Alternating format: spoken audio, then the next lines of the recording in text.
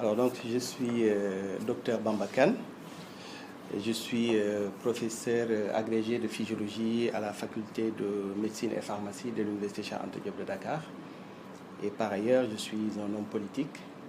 Et depuis maintenant 10 jours, je suis ministre conseiller dans le cabinet du président de la République.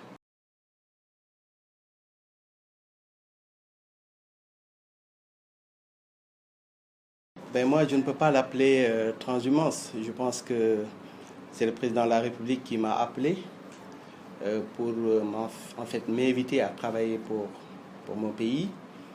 Et cela a coïncidé avec, disons, un moment où il y avait des divergences que j'avais avec certains responsables de mon parti. Donc je pense que même s'il n'y avait pas ces divergences-là, si le président m'appelle à œuvrer pour le développement du Sénégal, s'il me donne l'opportunité de participer justement à ce développement, je pense que je ne peux pas ne pas répondre à cet appel.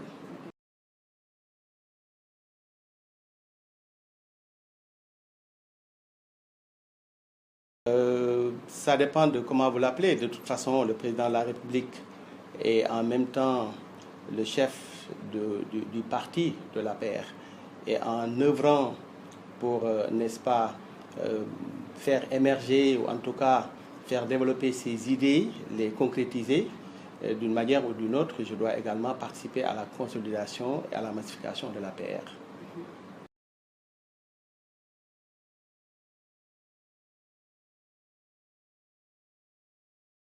Ben, c'est dommage parce qu'en réalité, à l'heure actuelle, l'objectif devrait être un focus sur n'est-ce pas, ces échéances qui nous attendent, les législatives.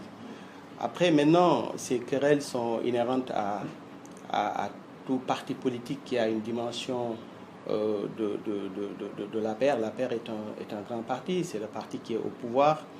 Donc, à partir de cet instant, forcément, il y a des ambitions, il y a disons, des désirs des uns et des autres qui ne sont pas forcément les mêmes. Et donc, ces querelles, n'est-ce pas, peuvent se justifier par cet état de fait. Mais encore une fois, moi, je pense que tout le monde devrait essayer de taire, en fait, ces divergences et œuvrer, n'est-ce pas, pour la victoire du président.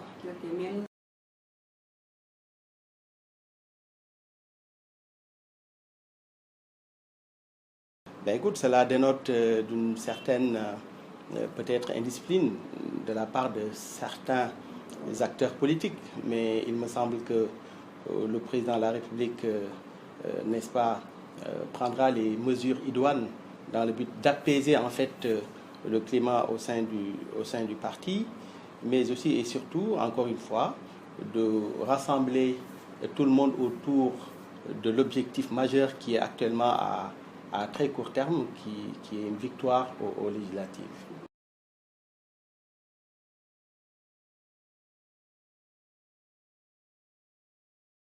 À l'heure actuelle, je ne peux pas le dire. Je ne suis pas encore, disons que ce n'est pas mon objectif principal, mais effectivement, je reste à la disposition du président de la République au cas où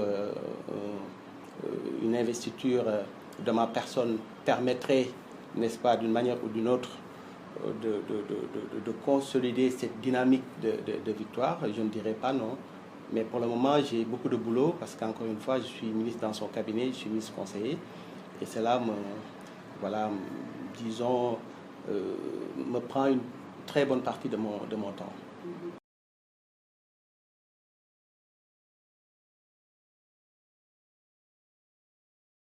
Ben écoutez, moi j'ai l'habitude de dire qu'aucune élection n'est gagnée d'avance. Je ne suis pas de ceux-là qui sont caractérisés par un optimisme béat, qui pense que la victoire est acquise d'emblée. C'est vrai qu'on a une coalition devant nous, avec une opposition qui n'est pas faible, c'est le cas de le dire.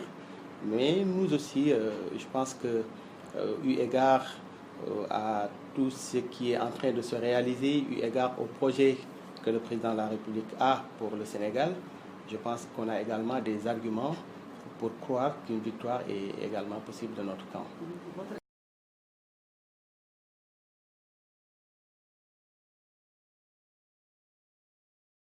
Ben écoutez, moi je pense que là peut-être il a dû généraliser comme ça. Malick Gakou reste pour moi un grand frère, reste pour moi un ami.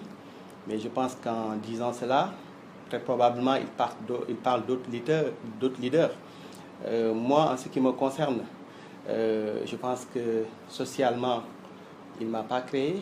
Politiquement, il ne m'a pas créé. Socialement, parce que je pense que euh, je me suis construit presque tout seul par la grâce de Dieu. Bon, quand, disons, je réalisais tout ce que j'ai réalisé aujourd'hui, je ne connaissais pas Malick Gakou. Malick Gakou, on se connaît juste depuis 3 ans, hein, malgré les liens forts qui existaient entre nous. Donc je pense que voilà, je ne fais pas partie de cela qu'il a créé, comme il l'a dit. Sur le plan politique, si j'ai pu accéder aujourd'hui à ce niveau de popularité, c'est grâce à mon courage et grâce à mon abnégation. Parce qu'à Guédiawaye, en 2014, vous vous rappelez, quand Guédiawaye a eu besoin de ses fils pour, n'est-ce pas, le défendre, je pense que j'étais le seul à être devant. On ne l'a pas vu, lui. Donc, de ce point de vue, je pense qu'il a le droit de généraliser, mais moi, en tant que Bamba, je ne pense pas que j'ai été créé par Malick Gakou d'une manière ou d'une autre.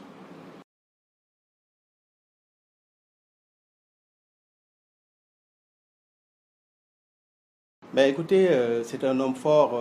C'est vrai que c'est quelqu'un qui est très célèbre à Guédiawaye.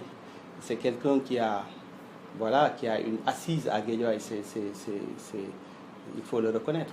Mais il ne faut pas confondre les choses. Je pense qu'en termes de popularité, il y a une bonne partie de sa popularité qui a été entamée, notamment avec sa défection aux élections locales, où il ne s'est pas présenté pour défendre Guédiawaye.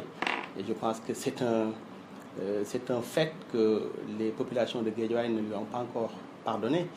Après, maintenant, effectivement, c'est un leader, c'est un fils de Guédiawaye, et effectivement, la bataille sera rude. Mais moi aussi, je voudrais rappeler que je suis de Guédiawaye, je suis né à Guédiawaye, j'ai fait une bonne partie de mes humanités à Guédiawaye. Aujourd'hui, je fais partie, par la grâce de Dieu, des leaders qui font la fierté de Guédiawaye. En tout cas, beaucoup de jeunes s'identifient à ma personne et je pense que je vais mettre à profit cet état de fait, ce profil, n'est-ce pas, pour effectivement engranger le maximum de voix au cours de ces élections.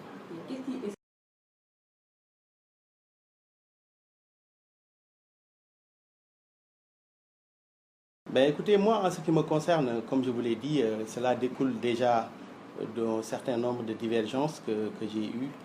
Je vous rappelle que je fais partie des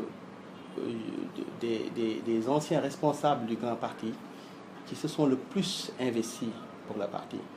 Euh, j'ai fait des tournées un peu partout en Afrique. J'ai été en Côte d'Ivoire, j'ai été au Niger, j'ai été en Guinée, j'ai été en Italie où j'ai fait presque toutes les grandes villes d'Italie pour massifier le grand parti. J'ai été en France et je peux vous assurer que lors de tous ces voyages, j'ai payé de ma propre poche mes billets d'avion et ma prise en charge. À aucun moment, le parti et Malick Gakou n'ont déboursé un seul franc CFA pour me soutenir. Je le faisais parce que j'avais la conviction qu'effectivement c'était la bonne voie. Maintenant, si vous regardez, ou en tout cas si vous revoyez les interviews que j'ai eu à donner, notamment en Europe, j'ai toujours expliqué que je suis avec lui par conviction, pas par intérêt. Le jour où je verrai que mes convictions sont mises à l'épreuve, je n'hésiterai pas à prendre mes responsabilités. Et c'est ce qui s'est passé. Après, maintenant, je ne connais pas les causes des départs des autres, mais quand même, il y a un malaise qui est là. Donc, avec, voilà, en tout cas, des stratégies qui ne me semblent pas être les bonnes.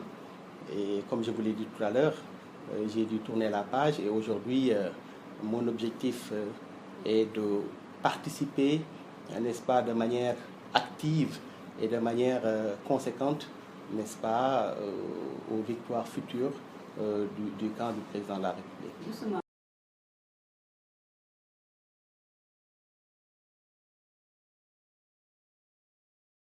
disons que je n'ai pas la prétention ici d'étaler, disons, ce qui a entraîné cette rupture.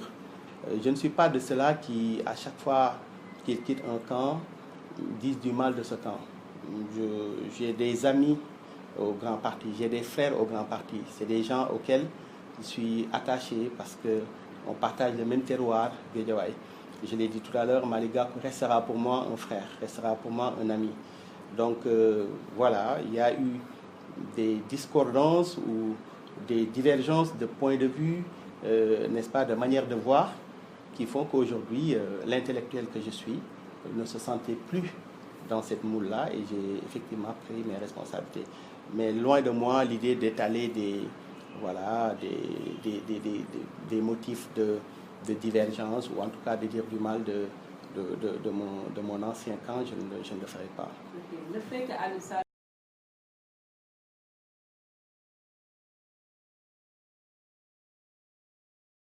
Ben, écoutez, pour le moment, rien n'est encore définitif de ce point de vue. Je pense que... Mais le président a déjà tranché. Oui, mais disons que l'APR n'est pas